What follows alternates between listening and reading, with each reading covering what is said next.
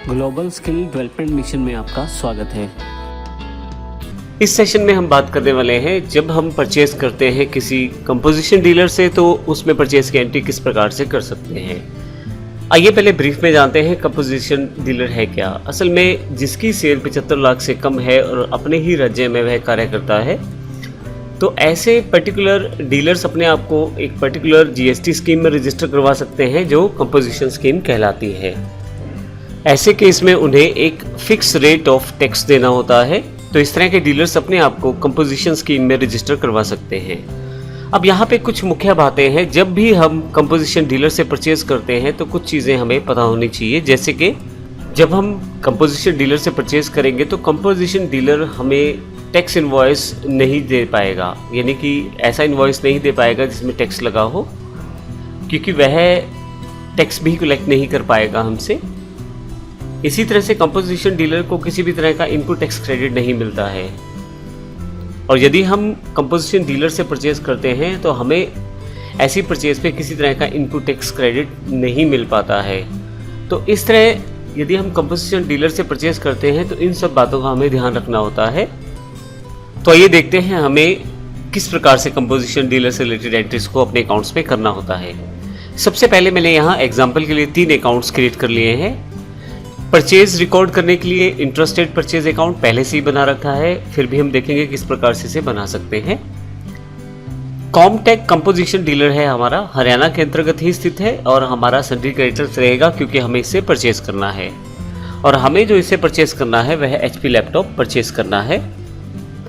अब यहाँ पे हमारे पास पहले अकाउंट्स बनाने हैं, तो अकाउंट्स इन्फो पे आ जाता हूँ। यहाँ से मैं यहाँ से लेजर्स, मैं अल्टर से आपको दिखा रहा हूँ, आपको क्रिएट से लेजर्स बनाने पड़ेंगे जब आप एंट्री करना चाहते हैं। तो इसके लिए मैंने कॉमटेक कंपोजिशन डीलर का अकाउंट यानी कि लेजर क्रिएट किया है। मैं एंटर करके दिखा देता हूँ आपको। सन्ड्री क्रेडिटर्स के अंतर्गत है और यह इंडिया हरियाणा का डीलर है। यहाँ मैं यस करता हूँ सेट अल्टर जीएसटी डिटेल्स को, और यहाँ पे यदि आप ध्यान दें तो रजिस्ट्रेशन टाइप जो मैंने रखा है वो कंपोजिशन रखा है और जीएसटीएन उसका टाइप कर दिया है। आप ध्यान रखिएगा सेम इसी तरह का जीएसटीएन नंबर मिलेगा कंपोजिशन डीलर को जैसा कि एक नॉर्मल जीएसटीएन रजिस्टर्ड यूजर को मिलता है।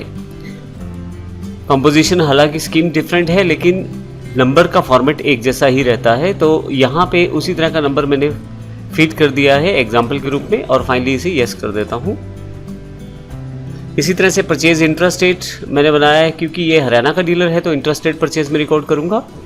तो परचेज अकाउंट्स एप्लीकेबल है और फाइनली गुड्स के ऊपर, और इसे मैं यस कर देता हूँ।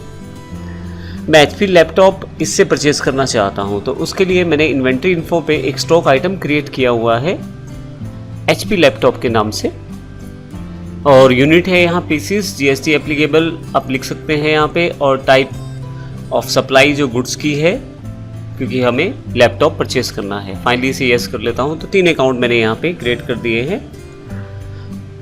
फाइनली इसकी एंट्री के लिए मैं डिस्प्ले पे आ जाता हूँ। डिस्प्ले में डे बुक में मैंने पहले से इसकी एंट्री कर रखी है। Alt F2 के साथ मैं पहले डेट चेंज कर लेता हूँ इसकी, ताकि सभी एंट्रीज आपको दिखा सकूँ यहाँ पे। अब यहाँ पे जो डीलर है मेरा वो कॉमटेक कंपोजिशन डीलर है, तो इसकी एंट्री मैंने यहाँ पे की हुई है। एंटर करता हूँ। सबसे पहले मुझे यहाँ पे सप्लायर इनवॉइस नंबर जो नॉर्मली हम लोग सभी इनवॉइसेज में या परचेज के बिल्स में देने वाले हैं, डेट, पार्टी का नाम, कॉमटेक कंपोजिशन डीलर है, यहाँ से मैंने सेलेक्ट कर लिया है। इन्फॉर्मेशन पहले से फिल कर चुका हूँ। परचेज अकाउंट मैंने इंटरेस्टेड यूज़ किया है क्योंकि यह हमारा हरियाणा का डीलर है। HP लैपटॉप 2 पीस परचेज किए हैं 10,000 रुपये प्रति लैपटॉप के हिसाब से, और 20,000 रुपये टोटल अमाउंट यहाँ पे शो की गई है। फाइनली इसे मैं यस कर लेता हूँ।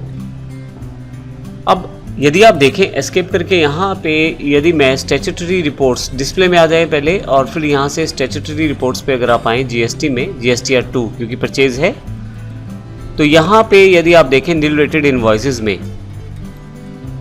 URD परचेज के नीचे बिल्कुल कंपोजिशन डीलर का परचेज एक अलग से डिफाइन किया हुआ है। अब यदि मैं इसे एंटर करूँ तो आप देख सकते हैं कि जो परचेज है वह यहाँ दिखाई गई है टैक्सेबल वैल्यू के साथ और इनवॉइस अमाउंट के साथ टोटल। तो इस तरह से आप कंपोजिशन डीलर की एंट्री कर सकते हैं अपने अकाउंट्स में और उसे फाइनली अपनी रिटर्न्स में भी शामिल कर सकते हैं। मैं आपको बार बार ये GSTR 1 और 2 इसलिए दिखा रहा हूँ ताकि जब हम रिटर्न्स की बात करेंगे तो आपको ये सब चीज़ें बड़ी आसानी से क्लियर हो जाएंगी और हम वहाँ इनकी एंट्रीज को कर पाएंगे। नेक्स्ट सेगमेंट में हम बात करने वाले हैं जब हम डायरेक्ट किसी कस्टमर या कंज्यूमर को अपना माल बेचते हैं तो उस केस में एंट्री किस प्रकार की जा सकती है। यदि वह इंटरस्टेट और बड़ी अमाउंट का बिल है तो उसकी एंट्री किस प्रकार होगी और बाकी सब बिल्स की एंट्री किस प्रकार होगी, इसको हम अगले सेशन में देखने वाले हैं। धन्यवाद।